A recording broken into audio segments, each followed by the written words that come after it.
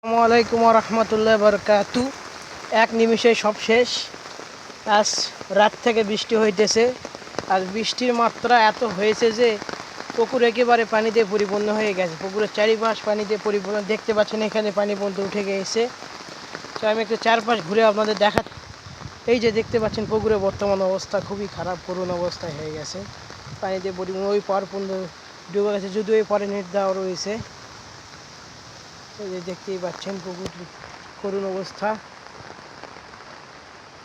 তো এখানে শিং মাছ ছাড়া হয়েছিল, জানি না কতটুকু মাছ উঠে গিয়েছে। তো খুবই খারাপ অবস্থা একেবারে।